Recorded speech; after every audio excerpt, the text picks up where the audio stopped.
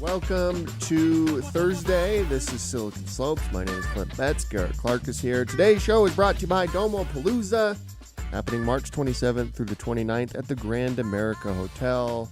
To check out all the details, go to domo.com/domopalooza. That's domo.com/domopalooza. Do we have anything to show people today, Weston?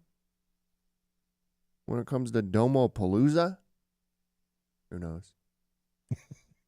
Sounds like no. By the way, your intro. Welcome here to we go. Thursday. Oh, there it is. Look at this.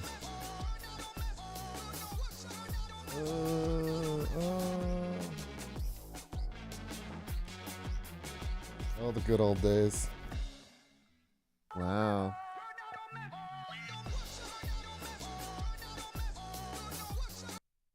Oh, this is the first time they've done it in person in 4 years. Cool. Yeah. Check it out, domo.com/domopalooza, happening March 27th through March 29th at the Grand America Hotel. It is an incredible event. We have a lot to talk about today, but we also have a guest. So, Garrett, Yeah. please do the honors. Eric Engebretsen, co-founder of Bloom, is our guest. How are you? Good, guys. Thanks for having me. Great to be here. Yeah, thank good you. to see you, man. Yeah, likewise. Much appreciated. Yeah, we had you for Friday Conversations late summer, early fall. Yeah, last almost, I year. think 6 months ago Yeah. we had it. So great to be back. Yeah, appreciate it. So Wait, why do you have this hat on your knee? this is the last show we'll do before St. Patrick's Day, Okay. which is Sunday, and I know you hate holidays. One especially St. green Patrick's. hat wasn't enough. Yeah. You have a green hat on. Yeah, but I would wear this. It just won't fit with my microphone. So Clint hates trivial holidays like that. And it fell on a Sunday, which sucks because I would have been wearing, Perfect. yeah. So I at least wanted to get a little spirit. I am Irish. Yeah. I do got the Irish in me. Oh, I know. Well, I don't want to point this out, but you could be wearing this green hat, Clint. You don't have the headphones I could on. wear it. I could wear it so easy. I'm not going to. I have no interest in doing that, but I could. Okay. It's a damn fine hat, though. Where did you get this? All What $1. is going on? You realize you have a green hat on? Like I said, one wasn't enough. Yeah, I thought one of you guys would jump in with some spirit of the holiday and want it. All right, maybe I just need to hold it. There you all go. right? You've got one green hat. I'll take the All other. right. Did you get that at the dollar store? Yeah, Oh, every year. There we go. wow. The Eric, we give every guest a gift, and There you that's go. yours. I'll wear it. I'll wear it out of here. Don't say we never gave you I'm anything. gonna give it my son's favorite color is green, so he's Yeah. like Perfect. thrilled Cool. for St. Patrick's Day. So I'll put it to good use. Yeah, there you go. For those that don't know, that weren't at that Friday conversation, all the listeners out there, tell us the founding story of Bloom and how the journey's been so far, because it's an interesting story. Yeah, it's a fun one. So we're about 3 years in to Bloom, and I think the founding story, I think it resonates with a lot of the Utah audience for many reasons, but primarily, the idea came when my partner and I both came back from our missions. So my partner and I, we grew up together in the same area here in Provo, where we're sitting now. And coming back from our LDS missions, like many people in the Utah startup tech community, I think we owe a lot that we learned we're benefited from in our careers from that experience. And coming back from that experience, I was serving we're both in Latin America. I was in Argentina, in the capital city of Argentina, and he was in Peru. And coming back as friends, we just bonded over this life-changing experience, and kind of a huge interest, passion, desire to do something to benefit the people that we came to know as missionaries. So where I was in Argentina, over the last decade or so, they've had incredible hyperinflation. When I was there, I think it was roughly like 5 or 6 pesos to the dollar. Today, on the unofficial exchange rate on the streets, it's closer to 1,000 pesos to the dollar, like 10 years later. And so, that was happening while I was there, the start of that. And so, I wanted to do something that helped the people I came to know and love as my time, spending a couple of years living in Buenos Aires. As that was where the initial story, started, is like that idea of like, I want to do something in that part of the world. And so we spent a couple of years as just friends, like, hey, what if we moved, down there? What if we did this? What if we did that? And we spent a couple of years running down the path of ideating and trying to validate multiple startup ideas, always with the intention of, let's do something that drives, impact and is a force for good for the people in this part of the world that are struggling economically or other challenges. Fast forward a couple of years, again, we spent years thinking about that, multiple failed kind of startup attempts. In 2020 and 2021, we're still having these conversations. and kind of had the realization, hey, obviously remote work is taking off here. I wonder if that's kind of the same case globally. And through conversations and validating, kind of realized that was the case, that as we all went home and beefed up our home internet, right, and had to work from home for a little bit, that same thing was happening overseas, that people were beefing up their home internet, technology, advancements were happening, and realized, hey, like, if we can help people break into remote work and break down some of the barriers that are preventing them from doing that, could that be a way to help them improve their standard of living, their income levels? And so that was like where it started, of just like, light bulb, like we've been thinking about ways to help these people. I'm seeing this as a benefit here. I wonder if that, could be a positive force for good in their lives. And so that's where it started. And so the first couple people that we helped kind of break into remote work ended up like tripling their income, and now not having to commute 2 hours each way, and working, for a better company. And it's just like, this is something, right? We're onto something. And then it, evolved further and further, and realized, hey, like the best way that we can do this at scale is like, let's hire them ourselves. And so that was like the break into what we are today. Bloom is an international staff augmentation company.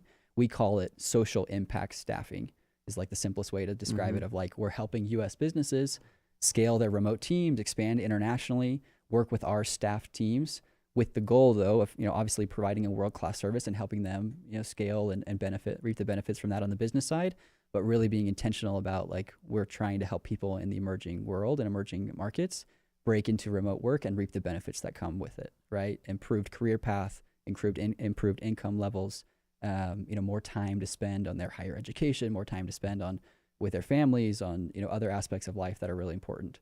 And so that's where we started. And I think we've had lots of ups and downs of startup world and land, but we've come a long way in the last 3 years. We've grown to, employ over 2,000 people globally now, which is just kind of crazy to think that today 2,000 Really? people woke up and are doing remote work that we have a part in. Yes. That's incredible. Yep. And it's been fun because it's been this sweet marriage of like impact and something we care deeply and are extremely passionate about, but also like an unbelievable startup story of we're self-funded, bootstrap business, grown a service business to tens of millions of dollars of revenue annually, and impacting tens of millions of dollars of, impact driven overseas annually.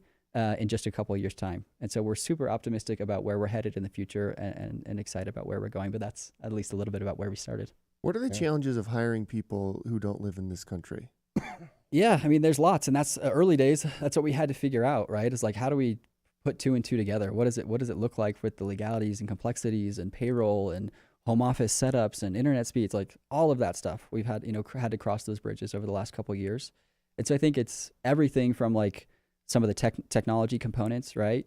To then some of it is like what we're trying to do is break down the barriers and perception of working with international team members for American companies. And I think that's a core part of also like our model, and what we try and do is say like, hey, people here in the US have outsourced for decades. They've gone to India and Pakistan and some of these other places. We're trying to be something fundamentally different, where it's not outsourcing. It's, hey, you're basically like insourcing these team members. And that's what we also call it, is like, you're already working remotely to some extent. Just work remotely with these awesome, hungry, capable, educated, sharp people overseas. So there's lots. But are there any legal challenges to it? Like, say you hire someone from Argentina and someone from Brazil. Is it the same thing? No, it's not. Yeah. So prior to starting Bloom, I worked in international hiring. So I lived in San Francisco for a few years and worked for a tech company in this space. So I learned kind of the ins and outs of this world. And that's, again, been part of the startup journey, is like, we've had to set up legal counsel, and we've had to set up different partners with global operations and, payment rails in these countries, and have to protect ourselves and protect these people, from the legal risk. So it's definitely been a part of the journey of like figuring that out and building solutions towards that. And I would say that's part of like why companies come to us, is that's part of the service they want to pay for, is to say, you've got that dialed in, you've got that figured out, so we don't have to. And that's why we work with that's huge. companies. Yeah, That's a big deal. for sure. Yeah, I see that as. By the way, kind of off topic, what do you think of Argentina's new president? I don't know a ton about him. Ask me more about Argentine football, and I'll be able to tell you more about that soccer, I guess. I don't know a ton about him, other than like, he seems to be making headlines. He seems to be trying to do things different, which is they need something different, right? They're going to need to do something different. He seems awesome. Yeah. He's got the crazy hair, wild ideas, swears on TV. Yeah. Why wouldn't I like any of that? Something different. Yeah. He recently just fired like one of his cabinet secretaries on live television. He's pretty Like, wild. That sounds about right. Like this happens a lot down there, right? Like there's always a new group in. Yeah, if you look like historically at Latin America and elsewhere, now again that's where like we started. Obviously, was in Latin America, but now we've expanded to Africa and Southeast Asia and other geographies, the South Pacific, the Caribbean, all over. And I think it's like it has a different flavor, but it's the same thing of like it's honestly sad when you look at like Argentina was at the same economic level as the U.S. not that long ago, right? Like post I can't remember if it was just before the war or after the war, World War II. But we were at the same like global superpower level as the U.S.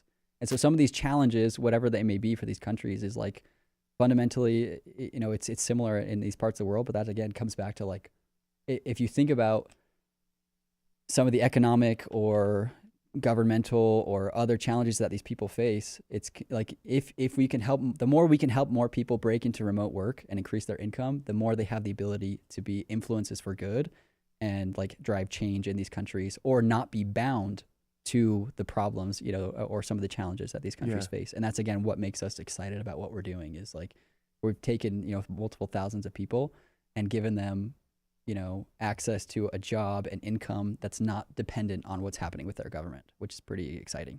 Yeah, Argentina was a powerhouse. Yeah.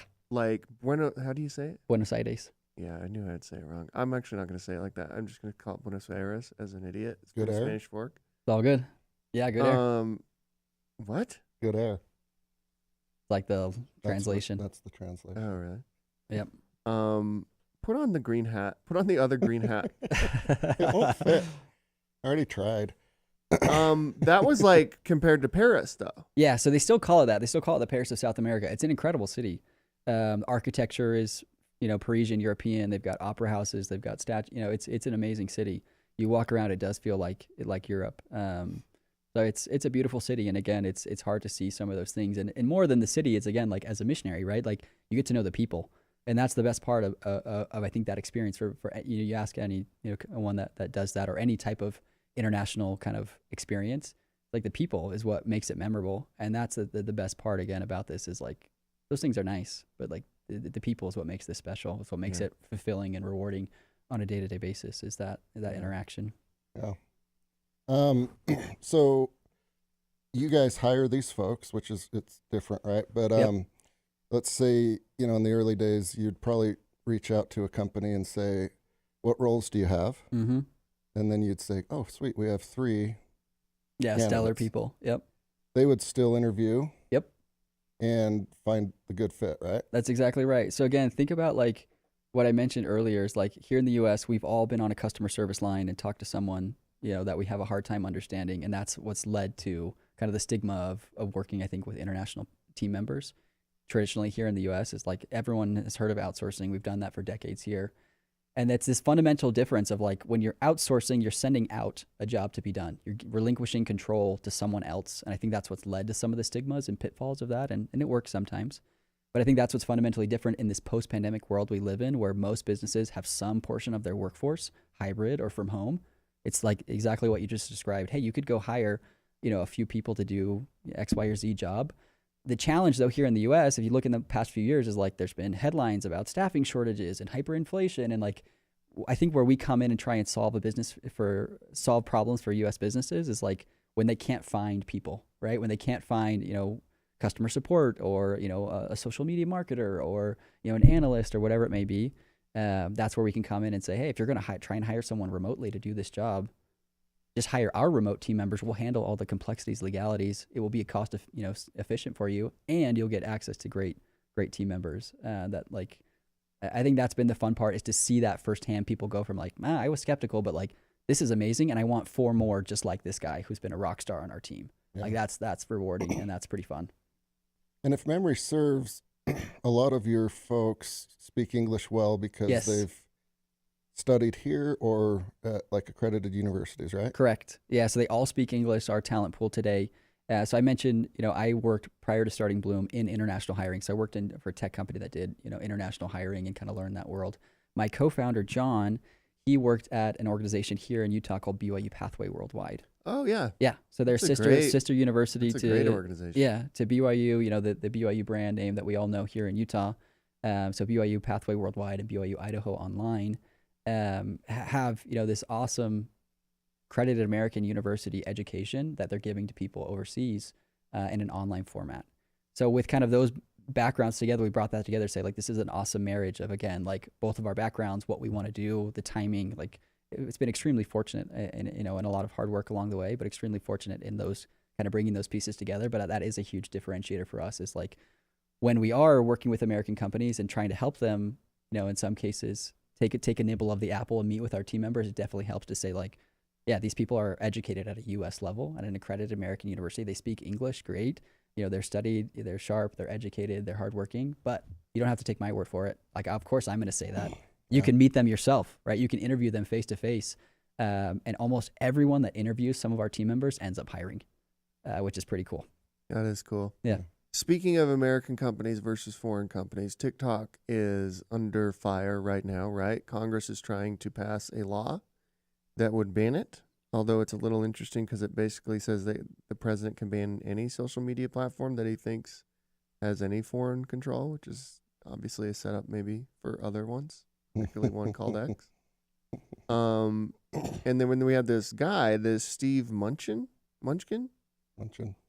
the Treasury Secretary underneath President Trump. What I remember about him is his wife. I think that's probably what most people remember about Munchen. He is now putting together a group to buy TikTok. What does that mean, Garrett? Well, it's pretty interesting because there's a little quote here. Wednesday, a spokesman for China's foreign ministry called the House vote bullying. So they think they're being bullied, but I think it was the Chinese. Yeah.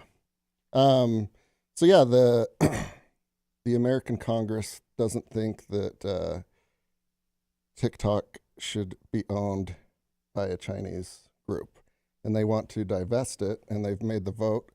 It'll go to the Senate to see what happens, but now the private equity groups are circling to buy it because it is a good business. It's moving very fast.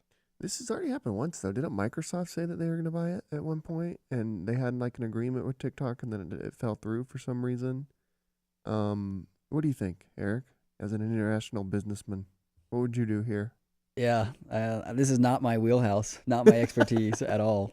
So don't take anything I'm going to say seriously. But no, I mean, I think that I guess from my perspective, less on this, but more of like holistically speaking, like I think it has been fun to see an exposure to how other people think, how other people work, and to have like an expansive view on like today I have access and a front row seat to how real people work and live on the ground, all over the world. Mm-hmm. And that, I think more than anything, like it's easy to sit home and read a headline and scroll on your phone. But for me, I try and do more to like put myself in the shoes of someone that's living in these countries. And again, obviously, like this is a little bit different, but that's what I think about when I read these headlines or see these things is, this will impact us there. What will it do for people, outside of the U.S. too? Yeah. I don't post TikToks, but I obviously get on. I don't know why I said obviously. I get on TikTok. It's my favorite platform. I've never been on. It's not like divisive I or like it's not, you don't feel, like you go on like Twitter or Facebook or these other ones or even Instagram. You're like, oh, my life. I'm not as hot as these people on Instagram or everybody hates everybody on Twitter and Facebook. Everybody's way old.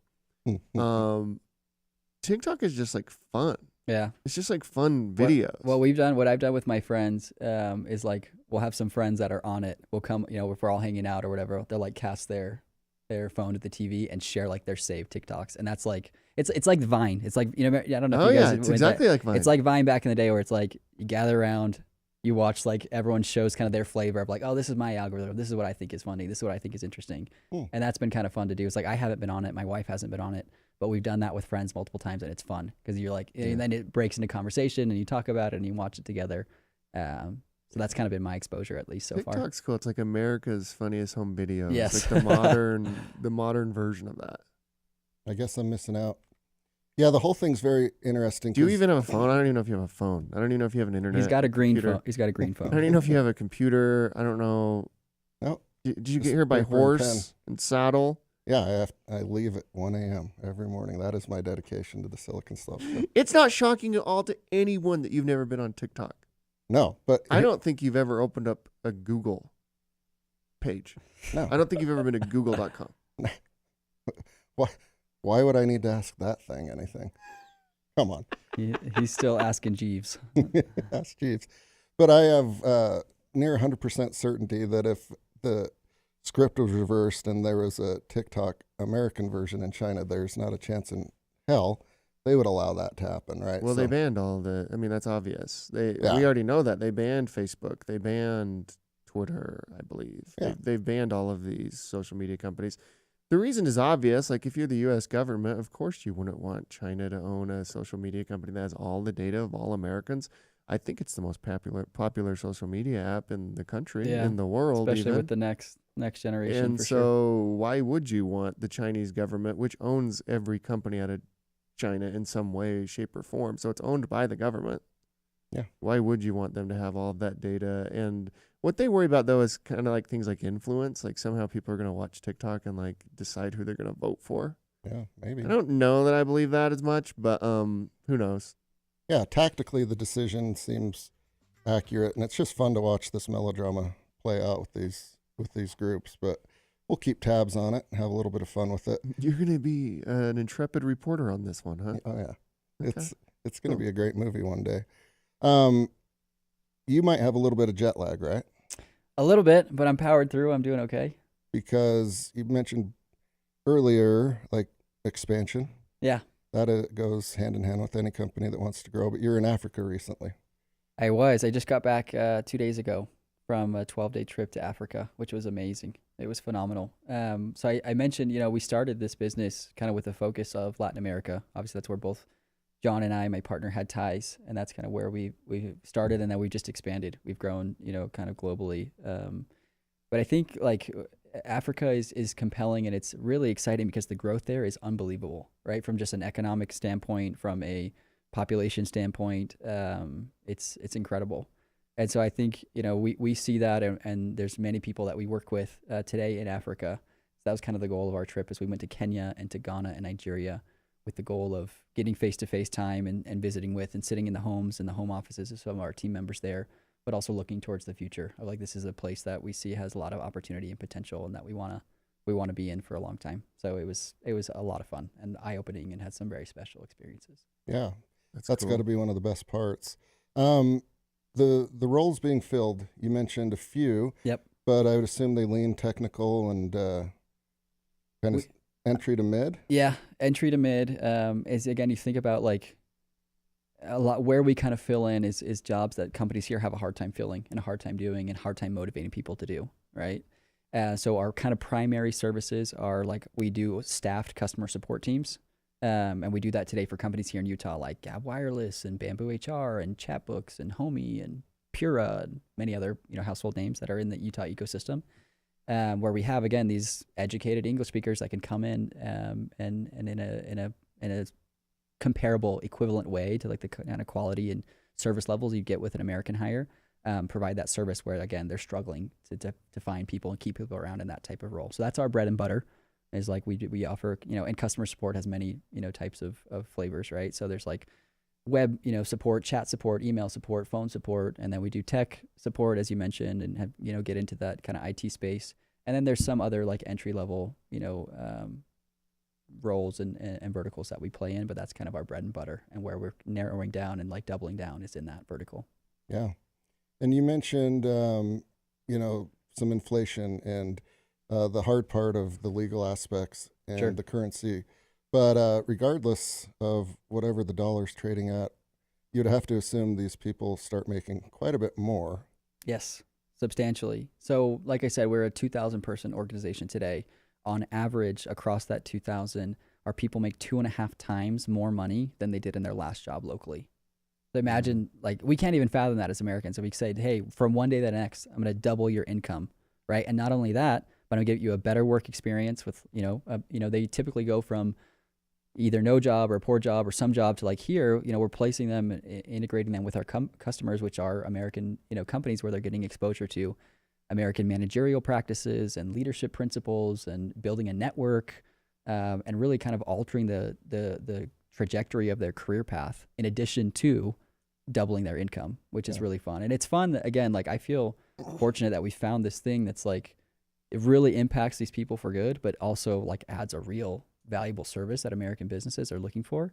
But that number, again, it's 2.5 times on average, but in places like Africa, it's even higher. And so like I was just in Nigeria a few days ago, and they've had inflation there as well. And similar thing where like we're taking people and helping them make an upper middle class income, you know, from one day to the next, taking them from wherever they're at to like an upper middle class, you know, making what you would have to make as like a doctor or a lawyer in these countries, which is just like, it's kind of crazy. Yeah. But it's really fun. And so it was fun to be there on the ground, see that, feel that, you know, experience it, and sit down face to face with some of our team members and think about,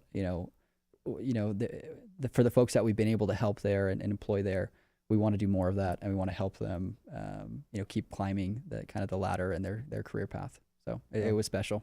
Have you raised any money? We have not raised any money. We own the whole Well business. done, Yeah, man. yeah, it's fun. Kind of no need, maybe, right? Yeah, I mean, I think there's a time and a place for that, but we're a service business that we've been able to scale rapidly. So we put some startup capital into it, but we've been able to fund it all ourselves and have been profitable for years now, for a long time. So it's been That's fun. so cool. It's been awesome. That's I love it. amazing. Where else would you go besides Africa, South America? Where else are you thinking? You want to be global everywhere? I mean, at this point, we are pretty much in every time zone. So we have a strong like core markets are in Latin America, Africa, and Southeast Asia, but we have a small presence in like South Pacific and the Caribbean and Eastern Europe. But it's mostly like thinking about like our mission. You can see here on the map a little bit of some of that. When you think about our mission, formally stated on this same page that you're on our website, is to improve people's standards of living in emerging markets through remote work. So we're going to focus on emerging markets and focus on places where we can take people and help them double their income and take them to, like I said, an upper middle class income. And what that does for them is one thing that's awesome, but then you start to think about like, how does that impact the next generation, right? Of like some of the people I was just with in Africa, like their kids are going to grow up in a home where they see mom and dad working online, and that's normal. They see mom and dad studying and getting a U.S. education online, and that's normal, right? And then they grow up with some disposable income. They grow up with the ability to go to a little bit of a better school, right, than they would have been able to. And it's like, that's going to be cool to see is 10, 20 years from now, like what does that impact like? Where sure, this is like an immediate change for these people and their income levels and career path and all those things that matter. But then it's like the trickle down effect is pretty fun to think about. And it's cool to be there and see that and think about like, how is this kid's life going to be different in this home that I'm sitting in because now mom and dad are working online? It's pretty special. That's awesome. Yeah. That's way cool. And they ultimately stay in their respective countries. Correct. And don't feel the need to like immigrate or go find a better life because the life they have is improving. Correct. And to your point, it'll be generational. Correct. Yeah. I mean, and that's like, it's kind of the dream of anyone in these countries is to try and go elsewhere, which is a bummer. But I get it. I totally get it. And that's the goal of us, is to say like, hey, we want to help bring outside payment in so that they can stay there and make, again, a better life for their families and drive change in those places. But that's the kind of the goal behind the scenes is like, I mean, I mentioned our mission, our stated mission statement, but it's really like, so they can be leaders in their homes and their communities and overcome some of those economic challenges that we started talking about. They can overcome some of those with outside help. But it's really them, like it's them doing it on their own. Sure, we can connect them and give them kind of the platform and the means to do it, which I don't think they can get to on their own at this point. But it's really like the reason that I mentioned all of those household names in Utah that we work with is because our people are great. Like they're adding real, serious, significant value to these companies, and they're doubling down, their efforts with us because they're saying, hey, like these people are hungry, they're scrappy, they're better than, any other, person I've interviewed this week here in the US, and they're half the cost. Yeah, I'll take 10 of them. Right. Mm-hmm. So it's this real like special group that we've put together, this talent group that we've put together, and that we're very conscious of that and intentional about that, of like, the people we absolutely want to help, but we know like it has to provide a world-class service to these companies here. And I think we're getting better and better at that, but we're just trying to do more of that all the time. This could be the solution to the immigration issue right here. Yeah. Slowly but surely. Honestly, like that it is compelling, right? Because like you think about like, here's some of the stories I heard firsthand in Africa last week of like, this week, is, here in the US, you work harder, you get more opportunities. You study, you get more opportunities, right? Like you come out of school here, you've got 100 jobs waiting for you. That is not true in most of the world, right? Like you work harder, it may not lead to more opportunities. You get more education, it may not lead to more, opportunities because they're just not there. But that is the goal of this, is to say like, hey, we want to level the playing field, and all the things that I think we take for granted as Americans, give that, to more people around the world, to say like, hey, you will work harder. If you do work harder, it will bring more opportunities for you and your family. And so that's what we're trying to do, is, again, bring people to a higher level that they can then use those resources to make their hometown a better place. Yeah. It's fun. That's cool.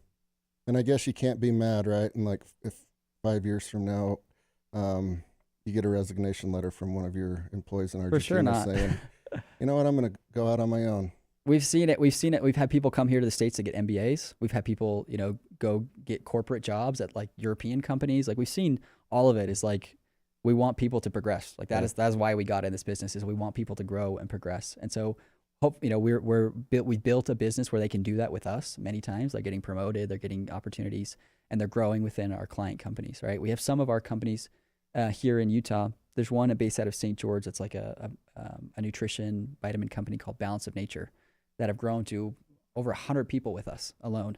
And they've seen like this model drive such impact for them that they started, promoting people, saying, hey, like you've done so great. Now you be a team lead, and let's hire a whole Bloom team under you. And now you be a manager over like these 3 teams of Bloom people, which is just really fun. Is that like we start people out at a great point, but then there is a progression path to more opportunities and promotions and, responsibilities, or just, again, like the money is one thing, but what you do for someone's career path and the self-confidence to be like, you can provide for your family. Like you are capable, you are confident, like that is huge.